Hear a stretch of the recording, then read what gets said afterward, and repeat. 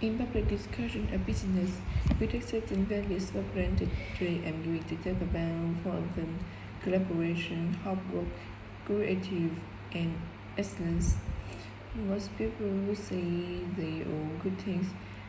I'm going to stress that an oversimple view. The trouble with these values is that they theoretical concepts removed from the reality of day-to-day business.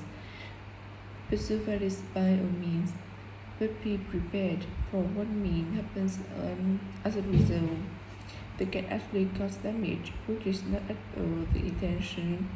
Business leaders generally try to do the right thing, but too often the right things backfire. If the leader adopt values with the understanding and managing the side effects that arise, the values can easily get in the way of what actually intended. Okay, so the first value I'm going to discuss is collaboration. Let me give you an example. On a management training class I once attended, we were put into groups and had to construct a bridge across a stream using building blocks. Then we were given the rule was that everyone in the team had to move at least one building block during the construction. This was intended to encourage teamwork, but it was really a job best done by one person. The other team tried to collaborate on building the structure and descend into confusion, with everyone getting in each other's way. Our team leader solved the challenge brilliantly. She simply asked everyone in the team to move a piece a few centimeters to complete with the rule, and then let the person in the team with an aptitude for puzzles like this build it alone. We finished before any other team. My point is that the task wasn't really suited to teamworking. So when make it one, teamwork can also lead to inconsistency, a common cause of poor sales. In the case of smartphone that a certain company launched, one director wanted to target the business market, and another demanded each one aimed at a customer. The company wanted both directors to evolve so gave the product a customer-friendly name. One market it to companies. The result was that it meant the list of neighbor groups. It would have been better to let one director on the other have his way, not both. No industrialness or hard work. It's easy to mock people who say they work hard. After all, a hamster running around in a wheel is working hard and getting nowhere. Nowhere. Nowhere. Of course, hard work is valuable, but only when properly targeted. Otherwise, it wastes the resources the companies value most, time and energy, and that's bad for the organization. That's a management model that gives people according to four criteria: clever, hardworking, stupid, and lazy. Be lazy means having a rational determination to carry out unnecessary tasks. It doesn't mean trying to avoid work altogether. Most people display two of these characteristics, and the most valuable people those who are both clever and lazy.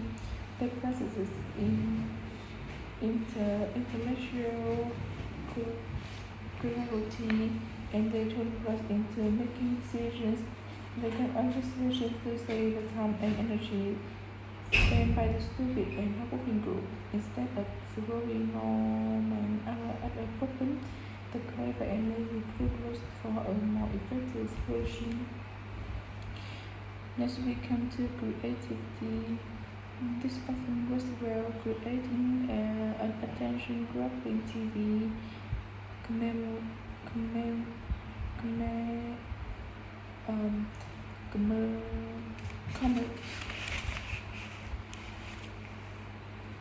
pressure, for example, might lead to increased stress, but if it is a new way, a good thing.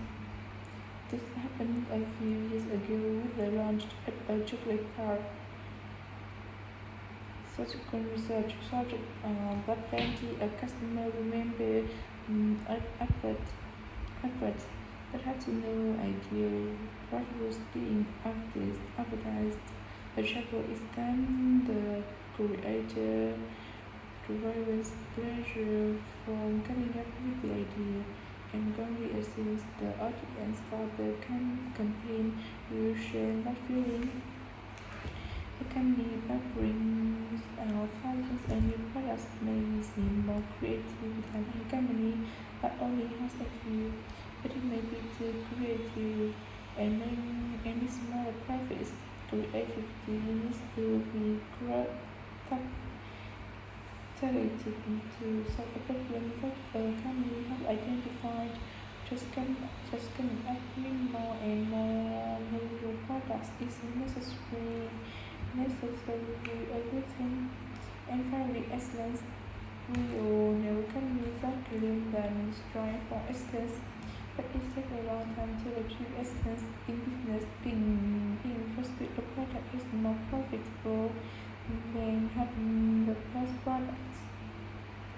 A major study a company performance compared parameters that is companies bring out the best version of a particular product.